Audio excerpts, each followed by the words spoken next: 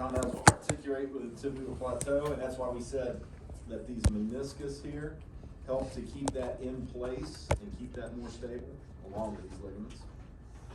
The tibia bears most of the weight.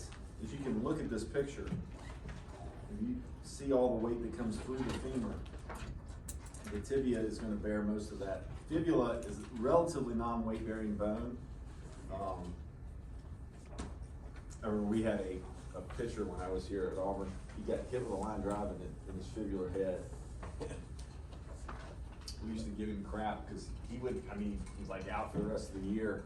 And we're like, it doesn't even bear weight, and you're whining about your leg hurting. But there's plenty of nerve endings and everything else there, so he was justified.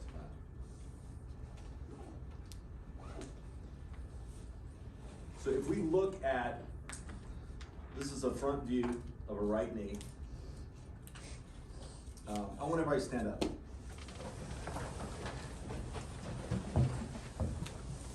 I want you to take your right leg and cross it over your left leg, okay?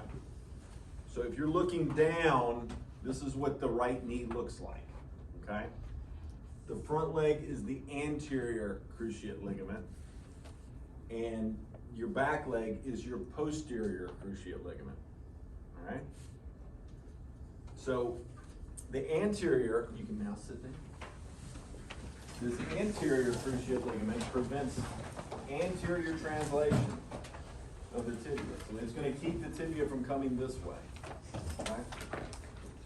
That PCL back here prevents that posterior translation, so it keeps it from going back this way. So tell me a way, most common means of injuring your PCL. What's going to hit it though? Somebody's football helmet? Nah. It would take a very direct blow for that to occur. It doesn't happen very much. Hyperextension. No. How about a car dashboard? Someone hits a dashboard right here, it usually hits it square on, and it will tear a PCL very, very quickly. Okay. ACL, much more complex, okay? Because of the orientation, it's very rare that your knee gets taken this way. But a lot of times it goes into valgus and gets twisted. And that's usually what happens when you have an ACL injury, okay? You hear about the ACL a whole lot more than you hear about the PCL. The other thing about the ACL is it happens 7 times more in females than it does in males. Why? Uh-oh, she's got an answer. Because the angle of our hips. Q angle? Yes. We'll talk about that in a few sits minutes. in. That's one of them. So I think it's like since our hips are more broader, they sit more in. And since they sit at the angle, that's what makes ACL similar. That's one very good reason. What else? I like hormones and joint laxity. Huge part of it. Huge part of it. Huge part of it.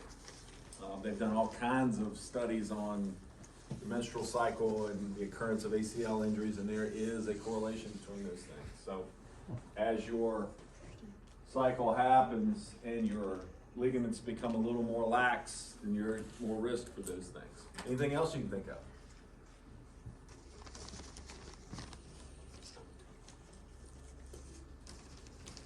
Sorry, ladies, but you're not as strong as the guys. Quad strength, glute strength, all that stuff plays a role as well.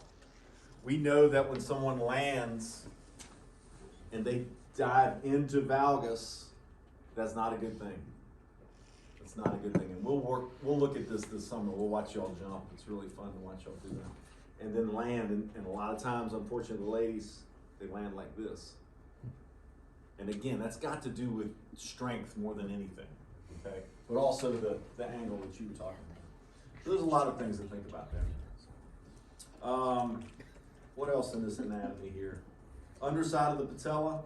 We talked about the facets, the medial and lateral facets. Trochlear groove, where it sits right here. LCL, look how far that is away from the joint line. And why we said that doesn't get a lot of blood flow. whereas this MCL sits right along that joint line. Part of that joint capsule. This can heal, this one doesn't. Okay? It's a posterior view over here if you want to look at that.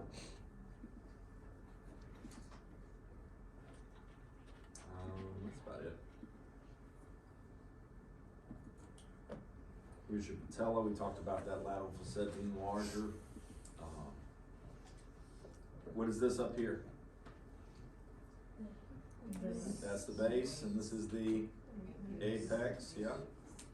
If you're sitting down, is this going to be compressive to the patella?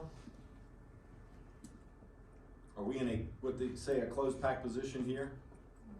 Yep. It sits right in that groove. And due to that compression, a lot of times, I think it was Allison, you said, did you get knee pain? Somebody told me that they get knee pain when they sit for long periods of time. That is due to the compressive load in sitting. It takes the patella and mashes it against that trochlear notch right there. But it is embedded. It's a sesamoid bone. It serves as a pulley to give better mechanical advantage for knee extension. I had a therapist that used to work for me that she had so many problems with her patellofemoral joint, which again, happens very, very common. They took her patella out. I mean, you talk about a mess. She had the weakest, I mean, she would just walk and her knee would buckle a lot of times because she had such poor quadricep strength. But she didn't have knee pain. Oh. All right, so muscle-wise, we talked about this in pelvis and hip. We've got the rectus.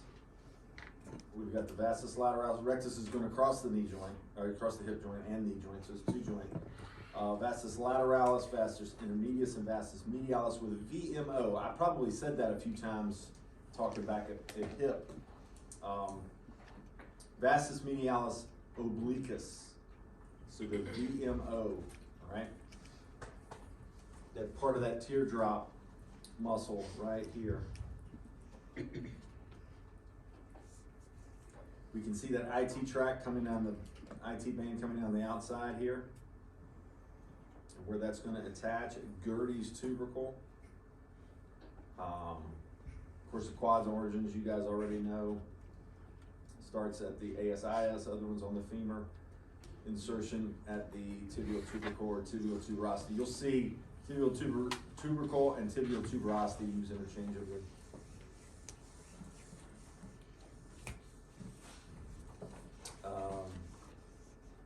Hamstrings, biceps femoris, lateral, semotendinosus, semimembranosus, medial, popliteal fossa we talked about, gastrocnemius we just talked about with two heads here, along with the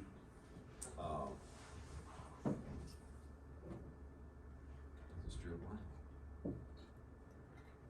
blank. What other muscle makes up the triceps surae? The two heads of the gastroc and the soleus. All right, we talked about the pes anserine, which stands for goose foot. I think that's, I don't know what the pes anserine, that would be, that's Latin, maybe. Common attachment for the gracilis sartorius semotendinosus. The bursa lies underneath the attachments and again gets inflamed very frequently with blunt trauma or just repetitive pulling of these tendons. That's a great area to do ultrasound on for the bursa being inflamed. Or ice massage even.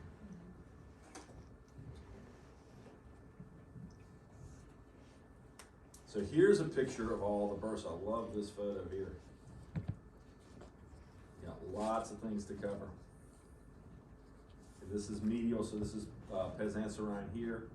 Again, you've got all these patellar bursas. And again, you're going to see a lot of swelling at the knee. It happens a lot.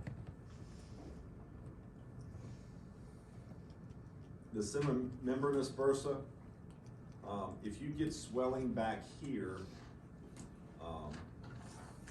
we were looking at Coker's knee, he's just got really developed hamstrings, I think, because it's contractile. But if you get, this is what I had. I had what they call a Baker's cyst, which is a popliteal cyst.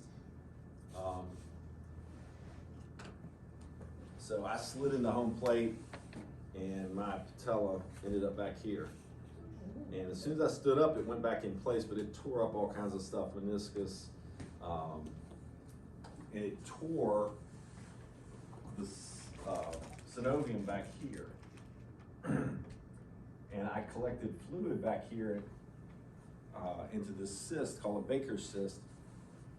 It got to the point, so I had the injury on my birthday in March. And the baseball season went into mid-May. So I played the rest of the season on it, but I could not straighten my leg at all at the end of the season, like minus 10 degrees of extension. So they go in to do the surgery, and the doctor says he takes the probe and puts it back here, and he punctures this bursa, and he said 16 ounces of fluid came out. So take that can, that's how much fluid I had in the back of the knee. So then they tie it down and all this stuff and repair it, and it came back. Because these are just bursa, they're just gonna fill with fluid anyway. But that was the beginning of the end for my knee. 3 surgeries later, a lot of fun. But if you see someone with a Baker's cyst, they've got lots of fluid in the back of the knee. A lot of times it will get very firm. They're gonna struggle with extension.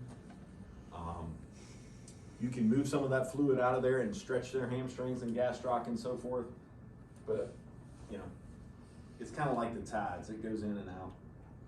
It's hard to deal with. Screw home mechanism. All right, so here's where we talk about a little bit about the rotation. And I don't want you guys to get too hung up on this because it's not really something we can measure per se. But I want you to understand that this does happen. The locking mechanism is the knee nears terminal extension. So when we say terminal extension, what does that mean? Close back position. So when we're taking a step, and we get on a heel strike here, see me? We get on the heel strike here, we're gonna bend, and then this leg is going to get into what they call terminal extension, okay? So from here, we have this little screw home mechanism that is gonna essentially lock our knee out, right, and keep it stable. Automatic rotation of the tibia externally during the last 20 degrees of knee extension, okay? And again, this is predominantly in weight bearing. It really doesn't happen much in non-weight bearing. Femoral condyles, we saw this yesterday when we were doing palpation. They're different size. That's why you get this rotation. This medial one is a lot bigger, right? So that's why you've got this rotation that has to occur for everything to get set right, right? And again, you've got muscles that help to create that rotation. So as that knee extends, the tibial glides anteriorly on the femur. Lateral condyle stops moving posteriorly because it's smaller. The medial condyle continues to glide, resulting in external rotation of the tibia, okay? And that lateral meniscus is really the pivot point. That's where it happens, okay? Again, your cruciate ligaments, the ones we talked about that are in the middle of your knee, they help to kind of guide this, all right? Again, it's not really something you can train. It forms that closed pack position. It's gonna lock it out and make it most congruent. So if you take your knuckles like this, that's kind of what your knee's trying to get to. But it can't do that because the condyles are a little bit differently. So it's gotta screw it home to get there. That's really the take-home message there. Okay? It's really complex. If you want to look at it on, I'm sure there's YouTube videos and so forth talking about the screw home mechanism and so forth. You can dive into that as deep as you want. All kinds of studies and biomechanical with the markers and all that kind of thing, looking at all that. I really just want you to know that it exists and a little bit about the mechanism of how it exists. So if we're looking at anatomy again, femoral nerve is going to be prominent. It's an L2, L4 root. We've got a posterior division innervating the quadriceps. Anterior, it's going to have a bunch of cutaneous branches, some muscular branches to pectineus and sartorius, saphenous nerve, that's the one they cut on me. So you can take, so there's a cutaneous parts of that as well. So this is my scar from my Baker's cyst surgery, because they can't do that one arthroscopically. But when they went in here, they snipped my saphenous nerve. So from right here, I can't feel any of that. So if I kneel, or if you lit a match to the front of my knee, I'm not gonna have any idea that that's going on.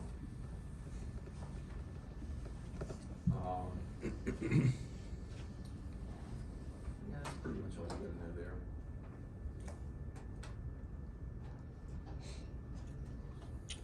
Sciatic nerve, all posterior, of course. Tibial division is going to take care of the hamstrings. That commular fibular division is going to go lateral, take care of the biceps, and then you're eventually going to get that common perineal nerve will be a branch off of that as well.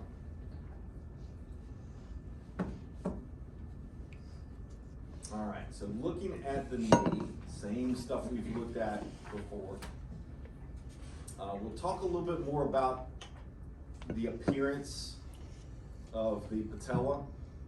The atrophy of the muscle is going to tell you a great deal. So we've got to be able to look at that and properly assess that. Girth measurements we're going to do. Obviously there's discoloration, swelling, we talked about symmetry, range of motion, all the same stuff we've looked at before. And then start talking about gait, and that's after next week. That little mini unit that we've got at the end, that's what we're going to start talking to you guys about gait and how that, all the stuff we've been talking about will start incorporating into movement. Miss Ann is our gait expert. How do you spell gate?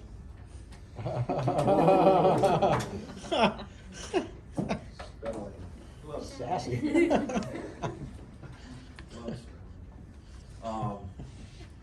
Anybody notice the typo in the trail guide? They spelled gastrocnemius wrong a couple times.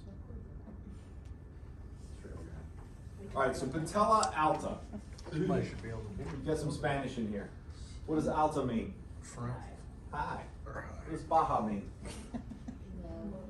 Alto and stuff. So Patella alta. Patella sits high. So you're going to see this, and this is what we need to look at you guys in. means go. If it tends to sit higher, you're going to be associated with idiopathic retropatellar pain. What does that mean? Don't know.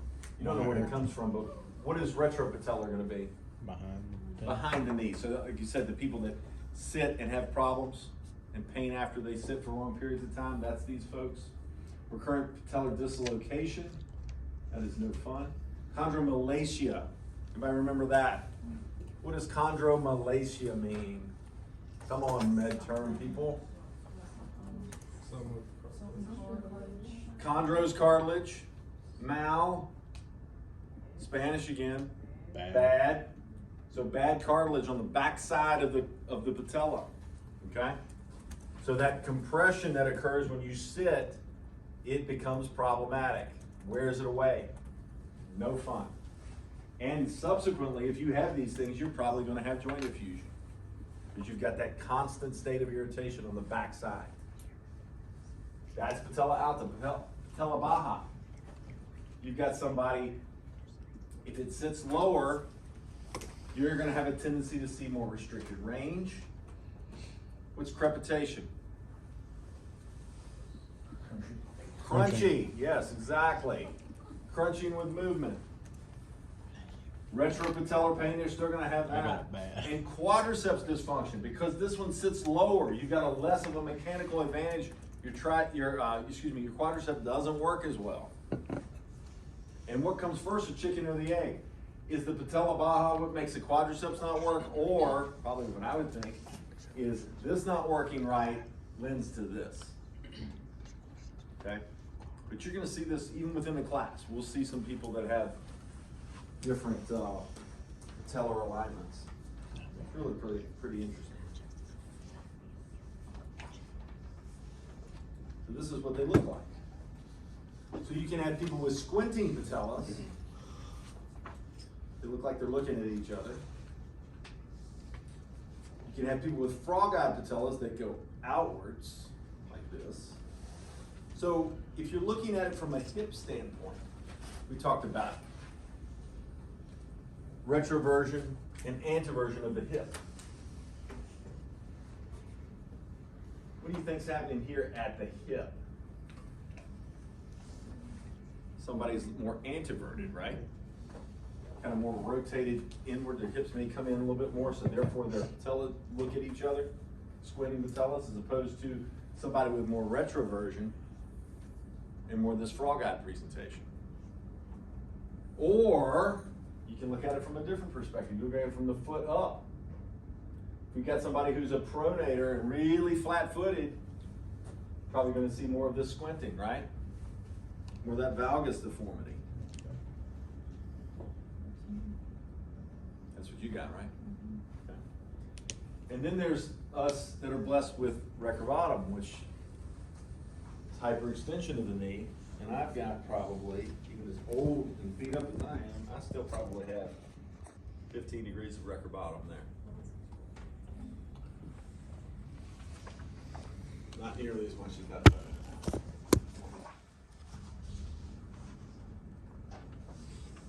QA. Jasmine, you want to take this, run with this? You described it very well. It's this angle here, the long angle, that represents the natural valgus of the knee. We all have valgus in our knee, okay?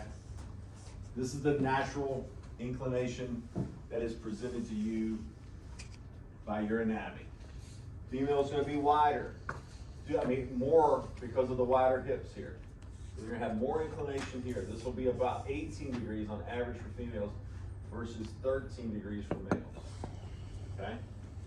So, from what we know about vectors, remember all that good stuff we talked about a long time ago, and angle of pull, look at the face. Oh. If you've got quadriceps that run basically north and south, right? And they're working, but you've got a different angle of pull. What's going to be the tendency to pull your patella in females? More laterally. With the angles here, it's going to pull it this way more. So therefore, ladies are going to have more problems with patellofemoral joint. Okay? And again, that's got to do also with glute. I don't even know why that's the case. How you can take, it almost, I don't want to say never fails, but it really works very well. You get people with patellofemoral pain, who have just pain underneath their knee for no apparent reason. And two things that I really like to do with them is I like to make sure the patella's got good mobility, because a lot of times it's just stiff and they're not moving very well.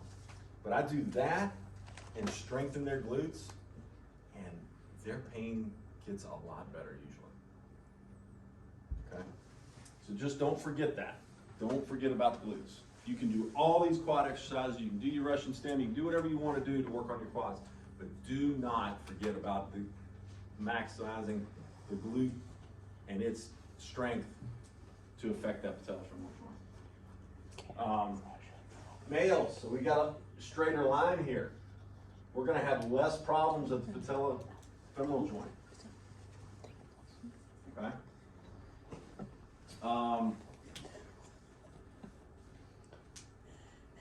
Let's just go ahead and measure everybody's Q angle. Everybody got your tape measure? Let's do it. And if you see any patella altas or bajas or anything really crazy, varus valgus, someone super knock-knee, genu varum, genu valgum, but I definitely want Q angle.